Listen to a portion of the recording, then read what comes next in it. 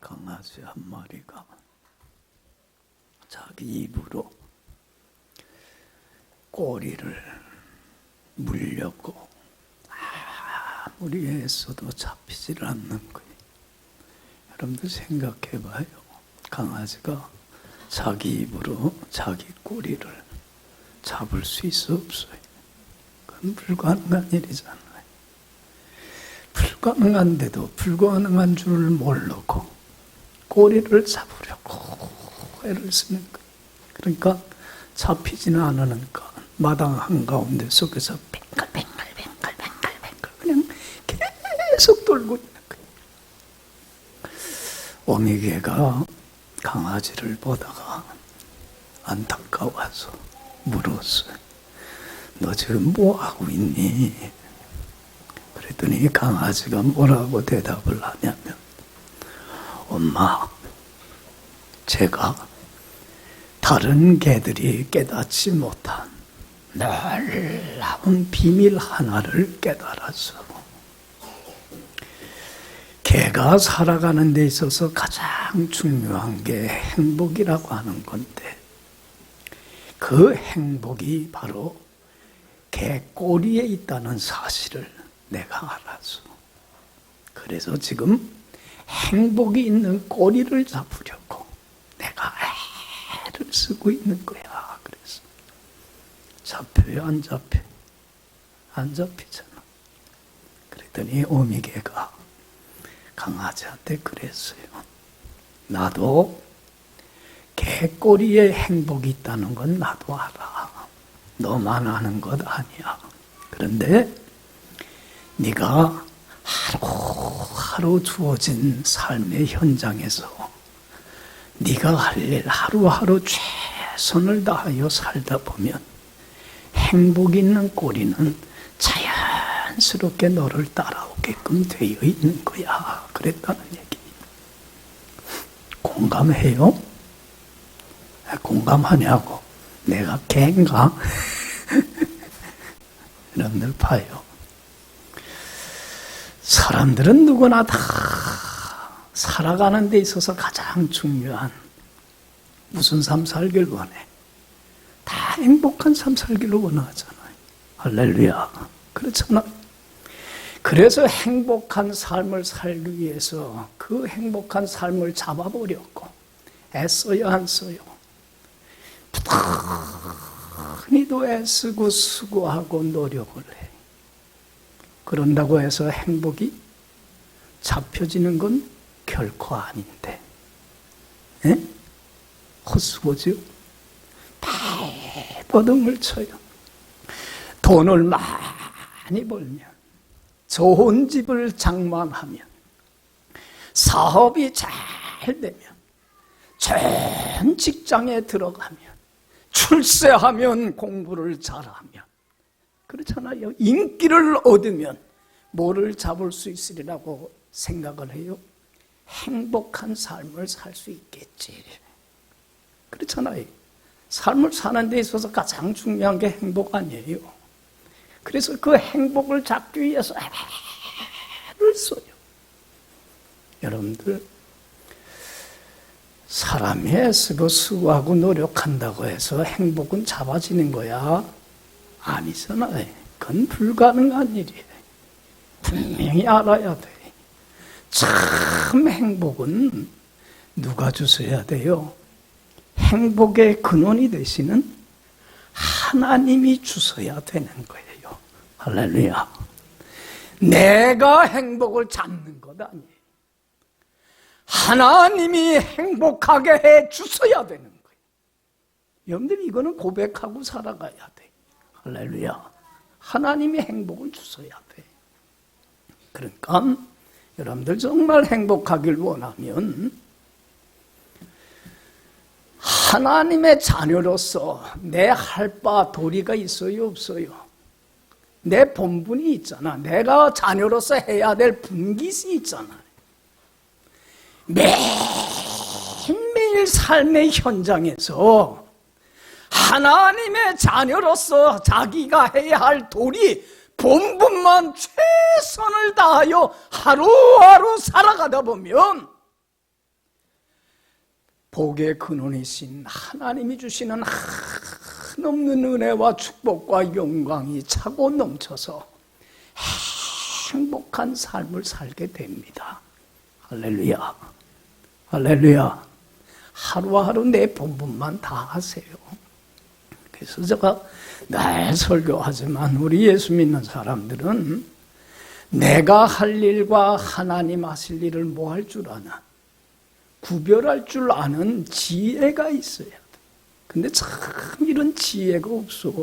그러니까 어리석게 불행하게 사는 이유가, 힘들고 고달프게 사는 이유가 내 할 바와 하나님 하실 바를 구별할 줄 아는 삶의 지혜가 없어서 그래요. 여러분, 하나님 하실 일은 내가 할 수 있어요, 없어요?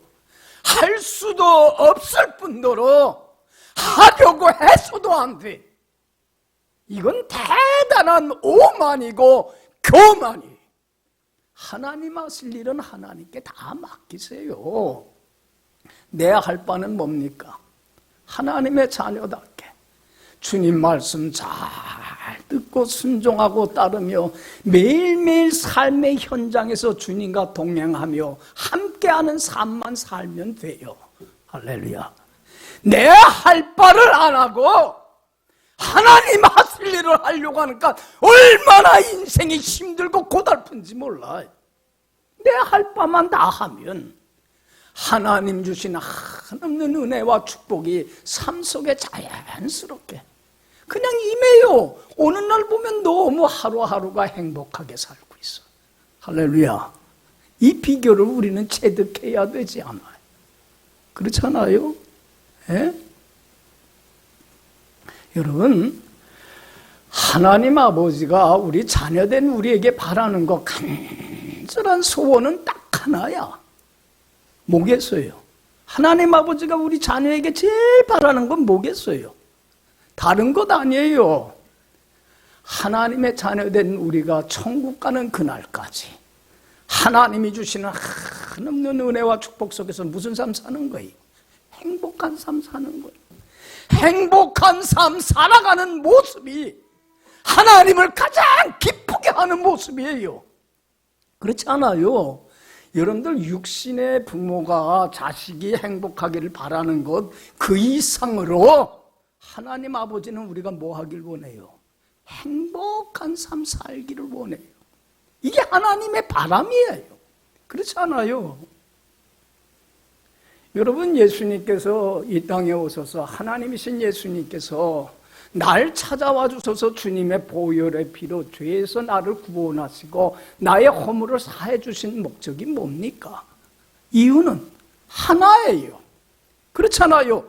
죄로 말미암아 생명의 근원이신, 생명의 떡이신, 복의 근원이신 하나님께 버림받아 어둠 속에서 불행한 삶을 살지 않고 이제는 천국 가는 날까지 거룩한 하나님의 자녀가 되어서 빛 대신 주님과 날마다 동행하면서 빛 가운데 속에서 참 행복이, 하나님 주시는 그 은혜와 축복이, 영광이 차고 넘쳐나는 무슨 삶 살기를 원해요? 행복한 삶 살기를 원해요. 믿습니까? 믿습니까? 이게 예수를 제일 잘 믿는 사람. 여러분, 어떤 사람이 신자다운 신자예요? 어떤 사람이 제 1등 교인이에요? 어떤 사람이 제 믿음이 좋은 사람이에요? 다른 사람 아니에요. 어떤 사람이 행복한 사람이에요. 할렐루야. 이 사람이 믿음 제일 좋은 사람이에요. 그러면 신앙 제일 못된 사람, 나쁜 사람 뭐예요? 교인답지 못한 사람 뭐예요? 불행하게 사는 사람이에요. 주님이 나를 행복하게 해주시기 위하여 구원해 주셨음에도 불구하고 그 고달픈 삶에서 벗어나질 못하는 사람이 제일 믿음 엉터리예요. 우리 크리스찬들은 행복한 삶 살아가야 돼.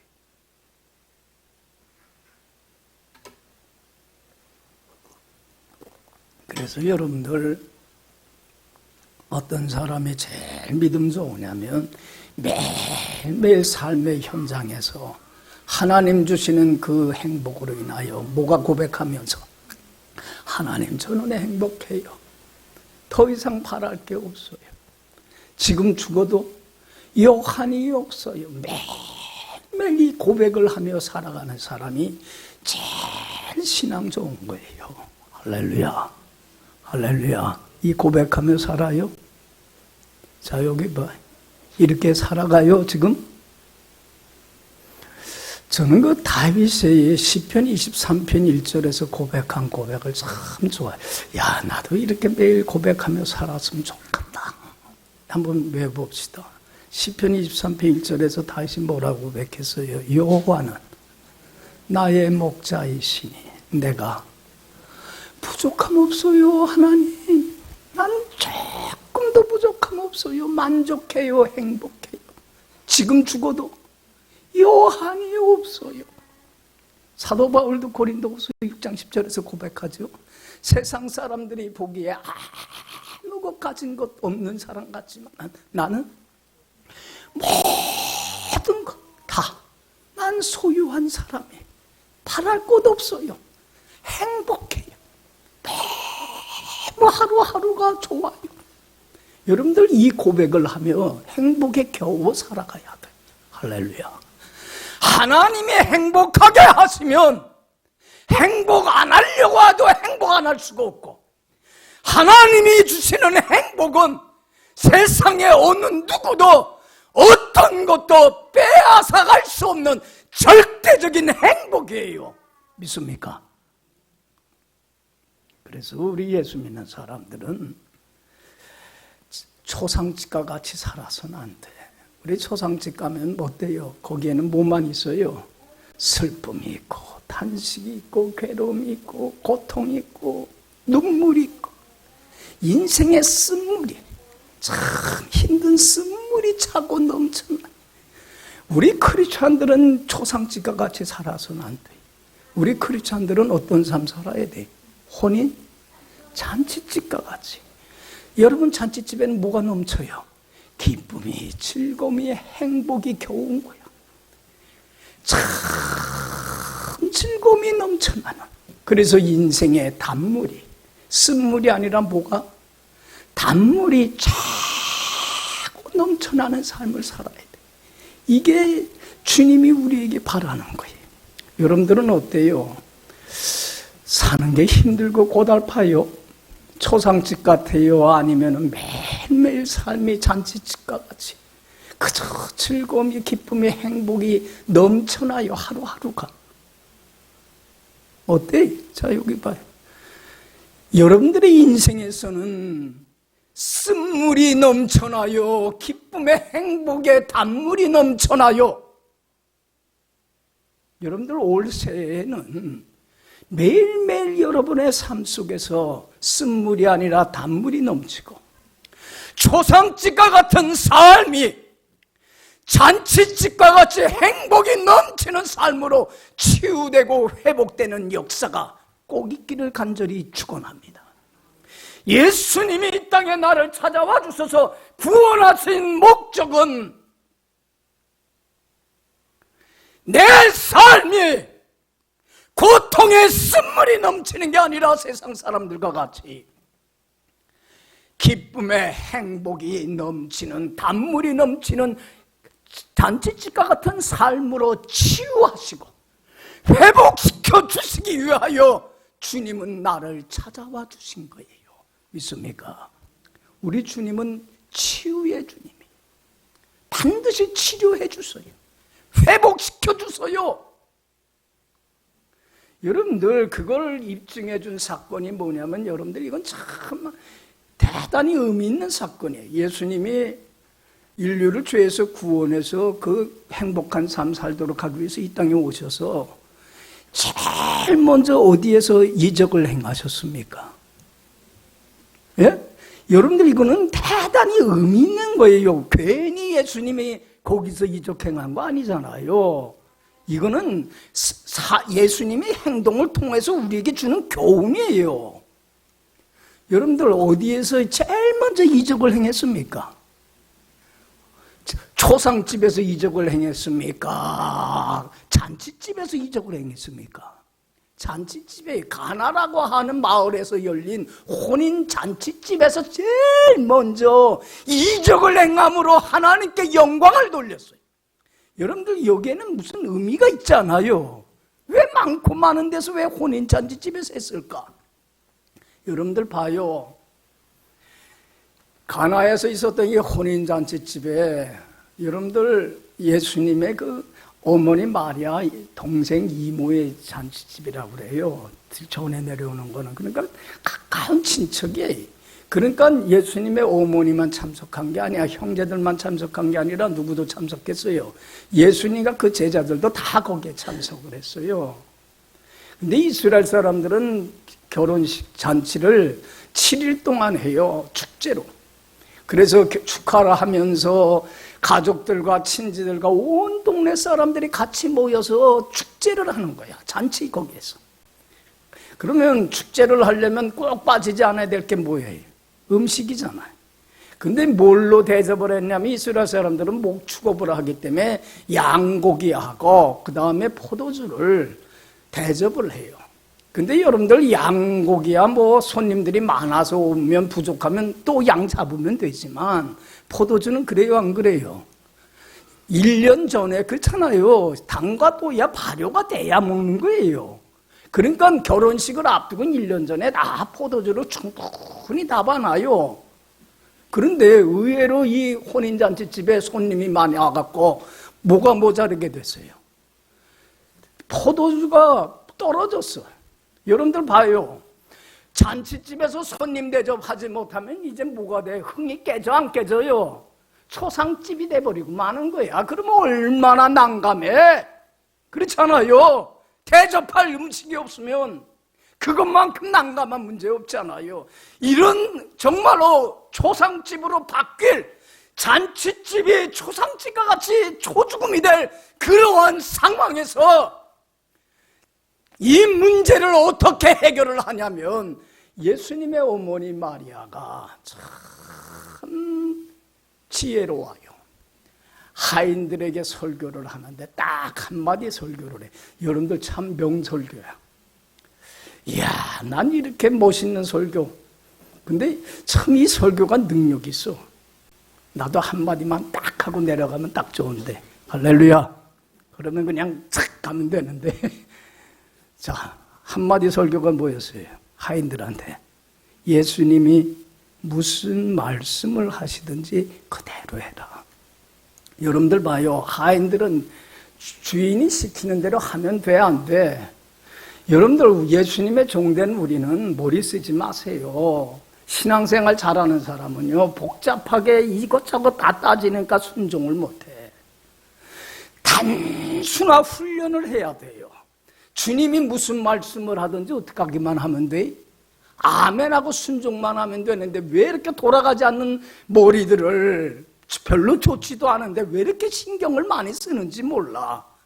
에? 그러니까 순종을 못하는 거예요. 여러분들 봐요. 예수님이 그 하인들에게 뭐라고 그러냐면 물 항아리 비어있는 돌 항아리 6이 있는데 거기에 뭐 하라고 그랬어요? 물을 채워라 그랬어요. 그러니까 하인들은 예 알았습니다 즉시 순종을 해요. 그리고 일부분만 순종한 게 아니라 6 항아리에 가득 아구까지 물 채워요 안 채워요? 온전하게 빼거나 더하지도 않고 가감하지를 않아. 우리가 순종을 할 때 가감하지 마요. 왜 즉시 순종을 안 해요? 온전히 순종을 해요. 그리고는 예수님이 이제 하인들한테 뭐라고 그러냐면 연회를 주관하고 있는 책임자인 연회장에게 물을 떠서 어떻게 하라고 그래요? 갖다 주라고 그래요. 여러분들 봐요. 지금 부족한 게 포도주예요? 물이에요? 포도주지 물이 이제 아니잖아요.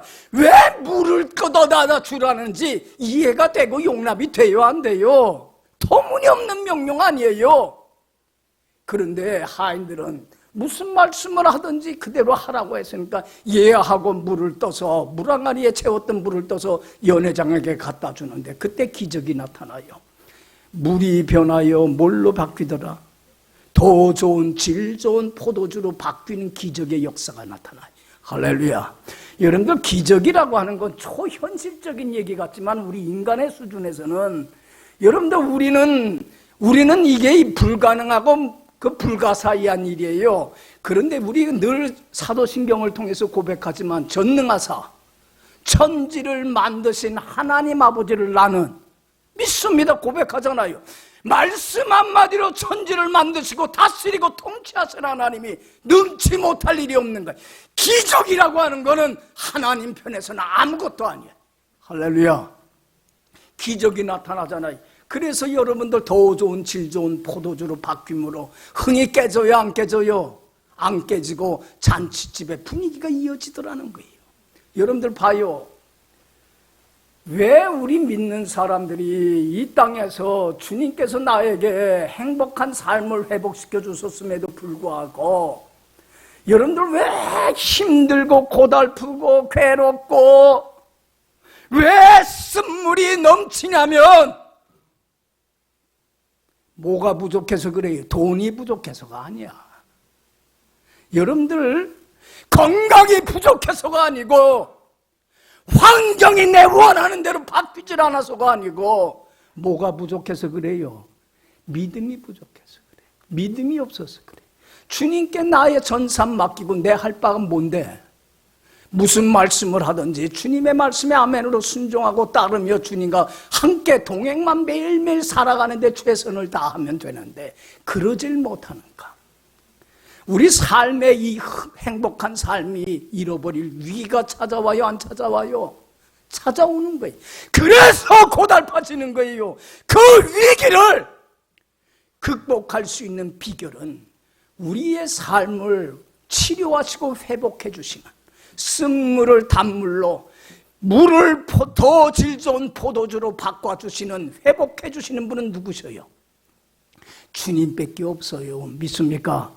주님의 말씀 듣고 순종하고 따르며 하루하루 내 할 바 최선을 다하여 살아가 보세요.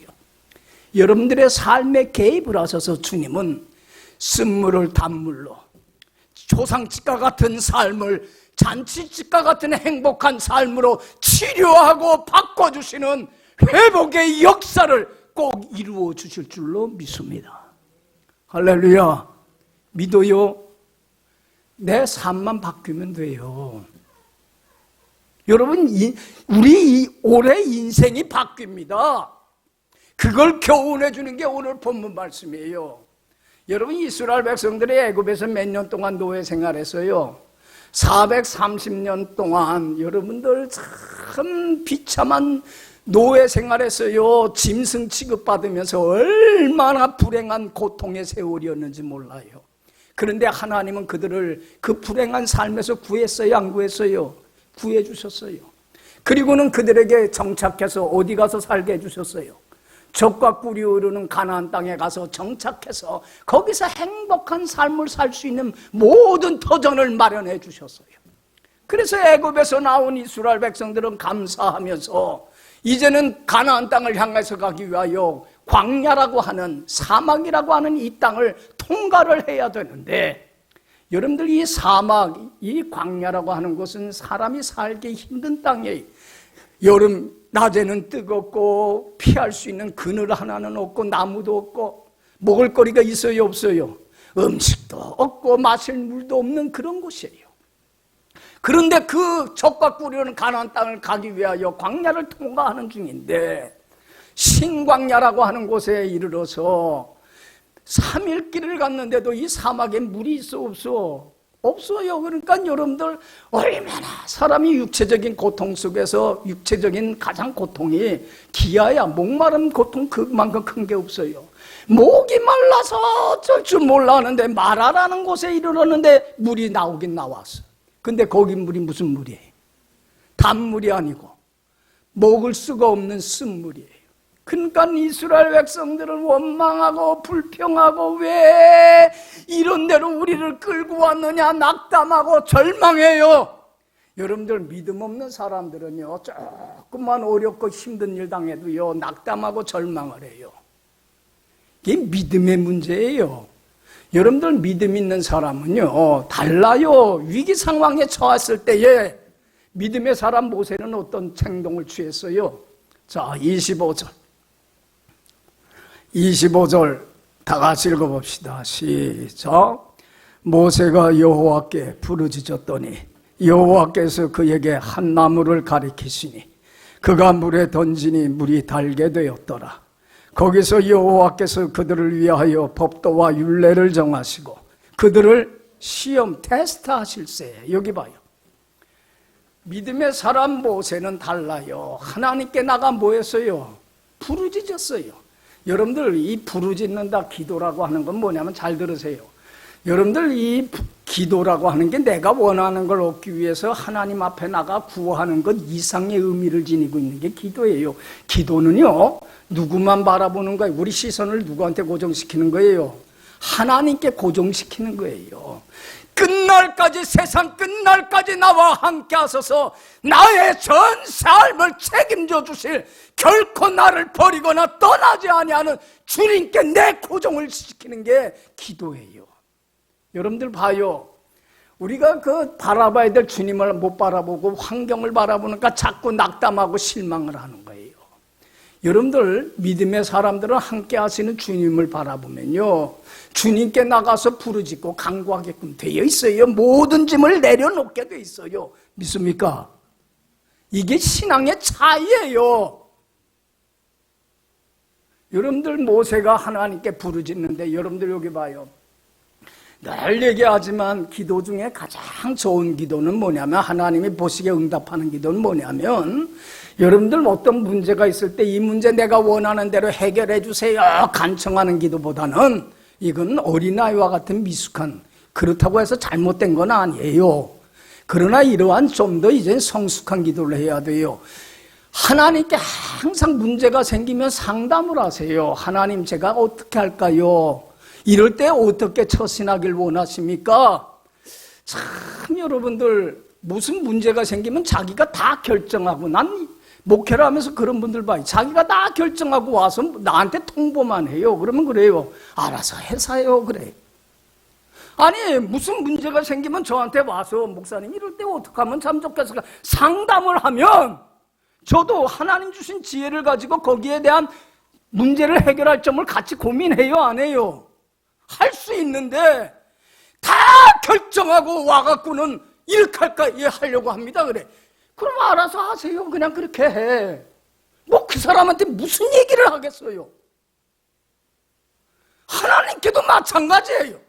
무슨 문제가 생기면 자기 방식대로 해결해달라고 하지 말고, 하나님 이런 문제가 있어요. 어떻게 하면 좋을까요? 항상 묻고 상담을 구해야 되잖아요.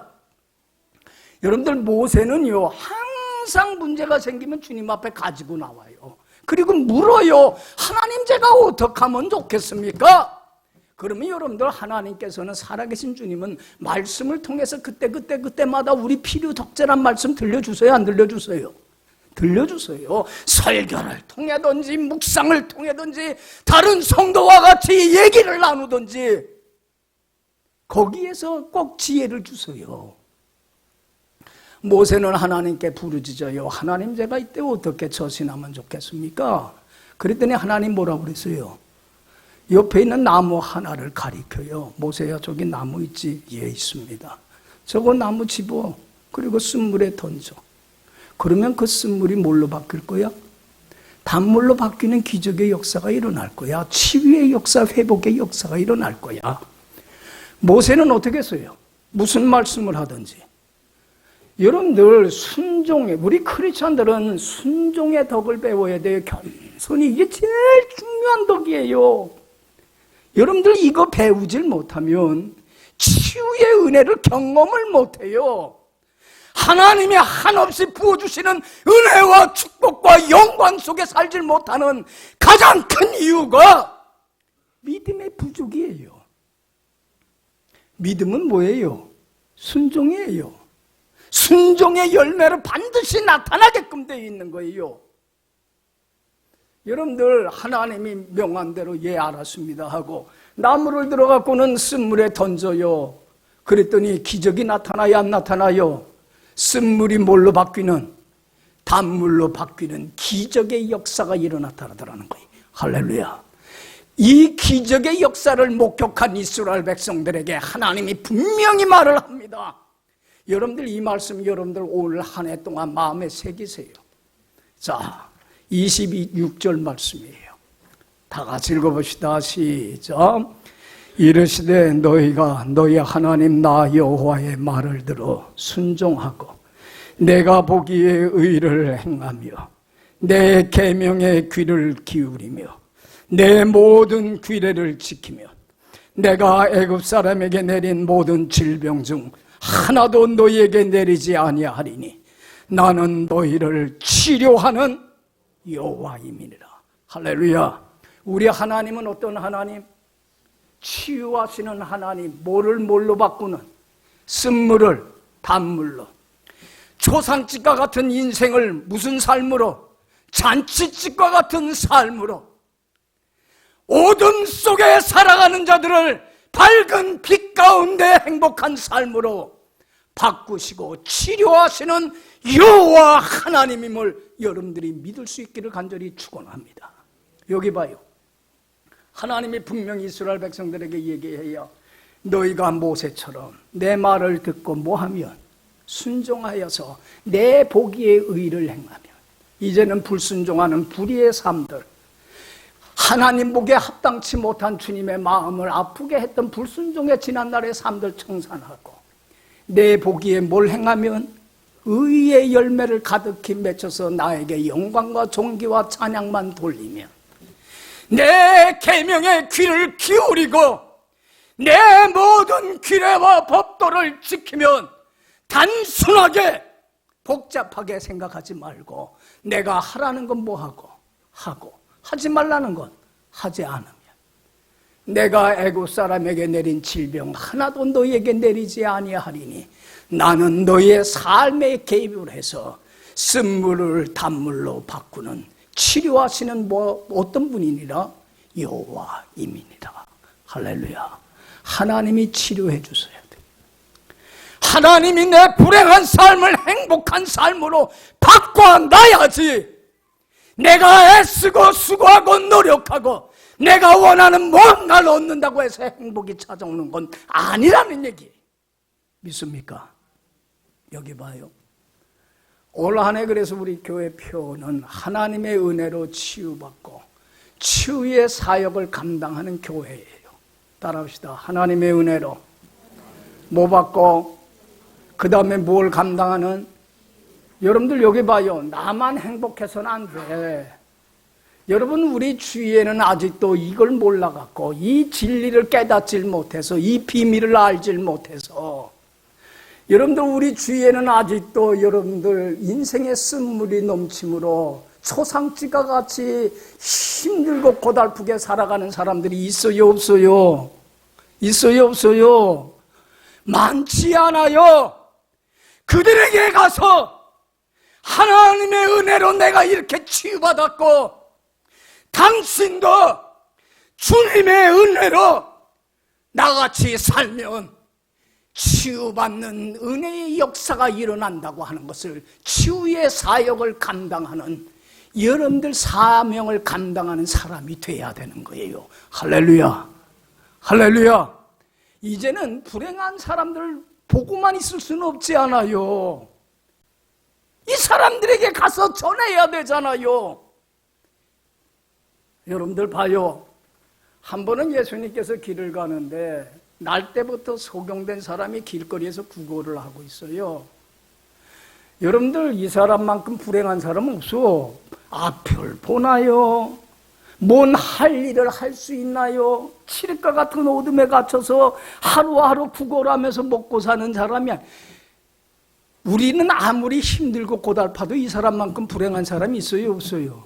없어요. 그런데 예수님이 이 불행한 사람에게 찾아가서 설교와 말씀 딱 한마디를 해.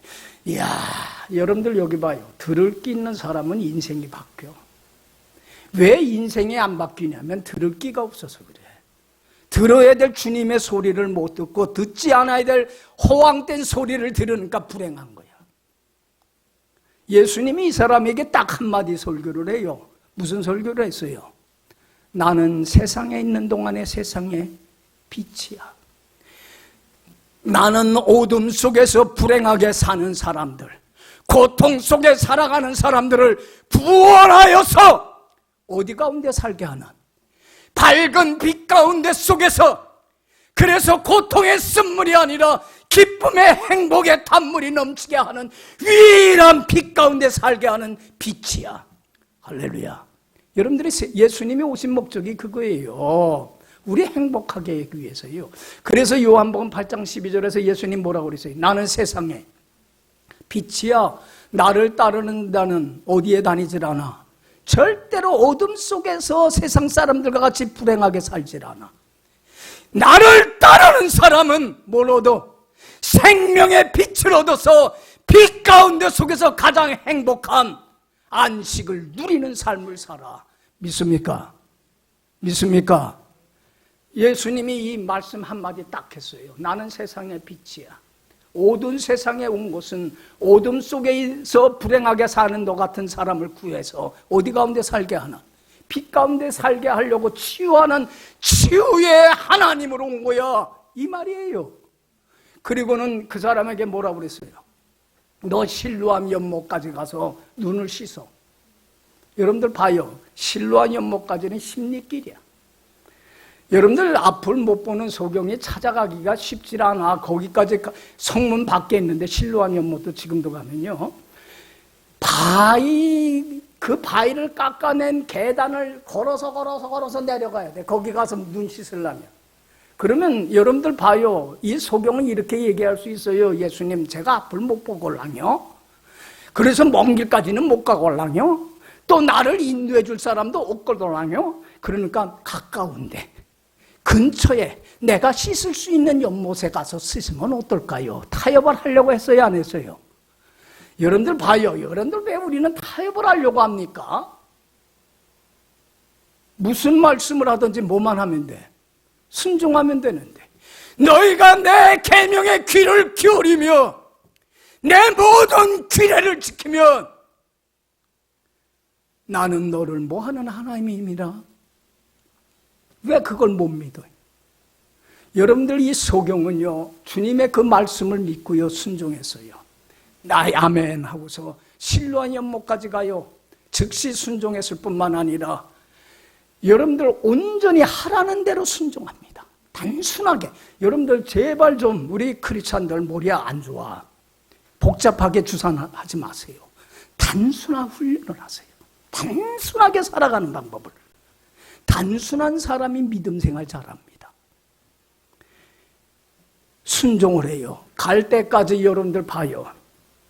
잘못된 길로 갔을 것이고 넘어지기도 하고 쓰러지기도 하고 그렇지만 포기해요, 안 해요? 그 심리길을, 그 험한 길을 포기하지 않고 끝까지 약속한 말씀 믿었기 까닭에. 그래서 믿음은 바라는 것들에 실상이요, 보지 못하는 것들에 바랄 수 없는 가운데 속에서도 바라고 믿고, 보지 못했지만 본 것과 같이 확신하고 순종하는 것은 하나님의 말씀이기 때문에 그런 거예요. 할렐루야. 믿고 순종했을 때 밝은 눈으로 오게 되더라. 그를 고통스럽게 하는 모든 것으로부터 자유함을 얻고 쉼을 얻고 치유함을 얻고 눈이 떠서 남은 인생은 밝은 길 가운데 쓴물이 아니라 기쁨의 단물이 넘치는 삶으로 치유되는 역사가 일어나게 되더라는 거예요. 할렐루야. 그리고 거기서 끝나지 않아요. 이 사람은 치유의 사역을 감당해요, 안 해요? 감당해요. 여러분들 보세요. 내가 소경이었지 않아요? 내가 불행하지 않았어요? 내 인생의 고통의 쓴물이 넘치는 삶 살지 않았어요? 그런데 예수님이 어둠에서 나를 자유케 해주셔서 이렇게 밝은 빛 가운데 속에서 행복한 인생으로 치유시켜 주셨어요. 할렐루야. 여러분들도 나오세요. 여러분들도 예수 믿으세요. 그러면 여러분들의 삶에도 주님이 개입을 하셔서 쓴물을 단물로 바꾸는 치유의 역사를 일으켜 주실 줄로 믿습니다. 여러분들 보세요.